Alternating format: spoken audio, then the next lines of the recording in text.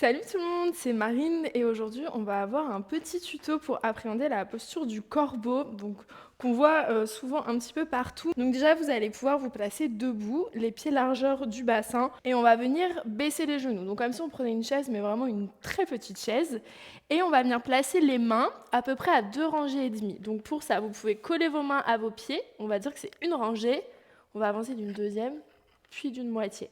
Donc ça, c'est quelque chose que vous pouvez ajuster un petit peu selon vous, vos ressentis. Ensuite, on va venir ramener l'intérieur des coudes vers l'avant de façon à pouvoir plier les bras, mais d'avoir les coudes qui viennent bien chercher vers nos jambes. Une fois qu'on est ici, tout naturellement, quand on plie les bras et quand on plie les jambes, nos genoux, ils ont envie de se poser sur l'arrière de nos bras. Et bien, une fois qu'on est là, il suffit de regarder vers l'avant et on va essayer de ramener plus de poids du corps vers l'avant. Projetez, regardez loin vers l'avant, crochetez vos doigts pour bien venir engager dans toute votre main.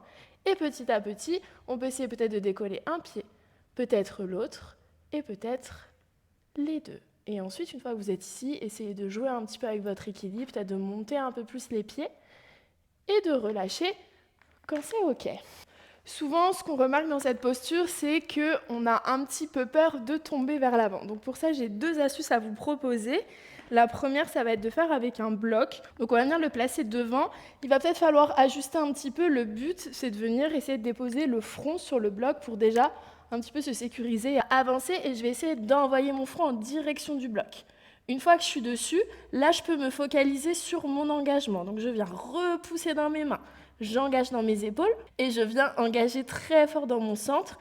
Et petit à petit, à force de tout engager, je peux essayer de décoller un petit peu mes pieds. Si jamais vous êtes chez vous, vous pouvez aussi faire la même chose avec des coussins. On va reprendre les mêmes étapes que la posture classique, mais on va se rassurer parce qu'on va se dire que si on tombe, on a un coussin. On avance, on regarde loin vers l'avant, on avance nos épaules et on essaye de monter. Et là, je sais que si je tombe, ma tête, elle va tomber sur mon coussin.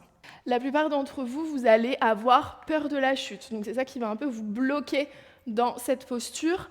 La plupart du temps, si vous tombez, votre corps, il va vous sécuriser et il va vous faire tomber sur le côté. Donc du coup, on ne va pas tomber la tête la première, on va vraiment tomber sur le côté. Et quand on tombe sur le côté, du coup, il n'y a pas de raison de se faire mal. Si on devait retenir que quelques points, engagez les doigts, bien venir crocheter sur le tapis, projetez le regard loin vers l'avant et essayez de bien avancer vos épaules. Si vous avez ces 3 étapes-là, après il ne reste plus que de l'essai et de le faire et de le faire et de le faire. Et plus vous allez le faire, à un moment donné, ça va décoller.